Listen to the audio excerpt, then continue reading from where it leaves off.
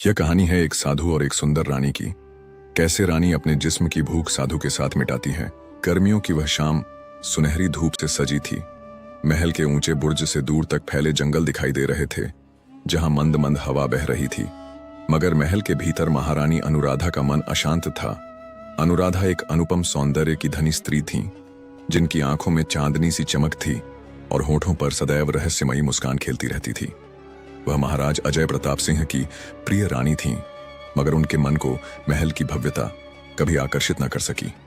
उनका हृदय प्रेम की ऊंचाइयों और वासना की गहराइयों को महसूस करना चाहता था, लेकिन उनका जीवन राजसी बंधनों में जकड़ा हुआ था।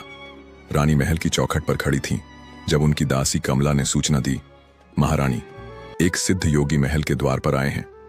लोग कहते हैं कि वे साधारण सन्यासी नहीं, बल्कि एक दिव्य पुरुष हैं जो भविष्य देख सकते हैं और मन की गहराइयों को पढ़ सकते हैं। रानी के होठों पर हल्की मुस्कान आई। मन की गहराइयों को पढ़ सकते हैं? क्या वह मेरी भी बेचैनी को समझ सकते हैं? रानी ने सोचा कि उन्हें इस योगी से अवश्य मिलना चाहिए। अगली सुबह जब महाराज अपने दरबार में व्यस्त थे, रानी अनुराधा अपनी पालकी में बैठकर महल के समीप वाले जंगल की ओर बढ़ चली। वहां एक विशाल वटवृक्ष के नीचे एक युवक ध्यानमग्न बैठा था। उसकी देह गौरवर्ण, ऊंचा कद, चौड़ा सीना और नेत्रों में एक अद्भुत तेज था। वह मात्र एक गेरुए वस्त्र में लिपटा था, लेकिन उसके चेहरे पर दिव्य शांति थी। रानी अनुराधा उसके समीप गईं। उनके कदमों की आहट सुनते ही योगी सुदर्शन ने आंखें खोलीं। जैसे ही उनकी दृष्टि रानी से मिली, कुछ क्षणों के लिए समय ठहर गया। रानी के भीतर एक विचित्र उत्तेजना दौड़ गई, मानो इन आंखों ने उनकी आत्मा को छू लिया हो।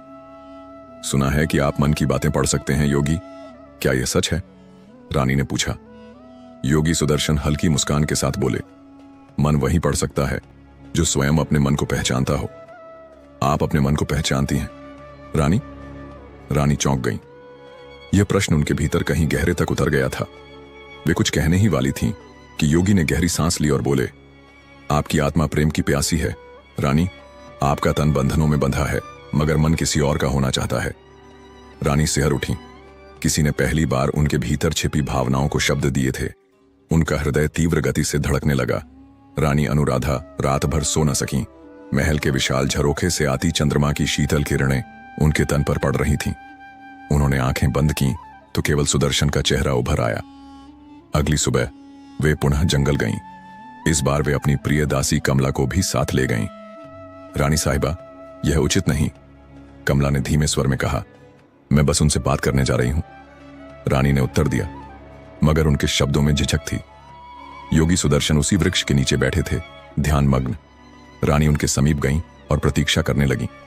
कुछ क्षणों बाद योगी ने आंखें खोलीं और बोले, आप फिर आईं। रानी ने गहरी सांस ली। आपने कहा था कि इच्छाएं दमन करने से और तीव्र होती हैं। यदि मैं यहां आई हूं तो क्या यह मेरी इच्छा का संकेत नहीं?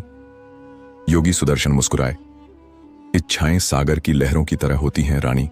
यदि उन पर नियंत्रण न रखा जाए तो वे हमें डुबो सकती हैं।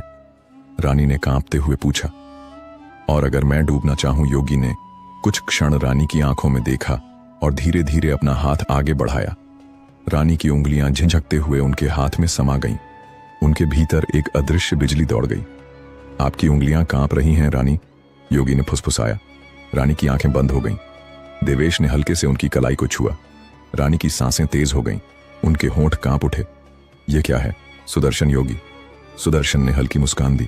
यह सत्य है रानी, यह हमारा सत्य है। फिर उन्होंने उनकी हथेली को अपने होठों के करीब लाकर हल्का स्पर्श किया। जैसे ही योगी के होठों ने उनकी त्वचा को छुआ, रानी का पूरा शरीर सिहर उठा। सुदर्शन ने धीरे धीरे रानी पर अपना प्रभाव बढ़ा दिया। अब वे महल के गुप्त कक्ष में छिपकर रहने लगे। रानी अनुराधा योगी सुदर्शन के कहने पर राजा अजय प्रताप सिंह के भोजन में विशेष जड़ी बूटियां मिलाने लगीं, जिससे राजा धीरे धीरे दुर्बल होने लगे। महल के भीतर भी धीरे धीरे चर्चाएं होने लगीं कि राजा का स्वास्थ्य गिर रहा है और रानी ही राज्य का भार संभाल रही है। कुछ ही महीनों में योगी सुदर्शन ने रानी को गर्भवती कर दिया। यह दोनों की गहरी साजिश थी, जिससे वे राजा को हटाकर अपने पुत्र को सिंहासन पर बैठाना चाहते थे। मगर राजा को धीरे धीरे यह आभास होने लगा कि रानी का व्यवहार बदल चुका है। उन्होंने अपने मंत्री को बुलाया और कहा, मुझे लगता है कि रानी मुझसे कुछ छिपा रही हैं। उनका स्वभाव पहले जैसा नहीं रहा। मंत्री ने झिझकते हुए कहा, महाराज, सच्चाई यह है कि रानी और एक योगी के बीच गुप्त संबंध हैं, और अब यह और भी बढ़ चुका है। रानी गर्भवती है और यह सब एक षड्यंत्र का हिस्सा है। राजा का चेहरा कठोर हो गया। उनकी आंखों में पीड़ा और क्रोध का मिश्रण था। उन्होंने एक गहरी सांस ली और कहा, अब समय आ गया है कि मैं अपनी रानी की निष्ठा की परीक्षा स्वयं लूं।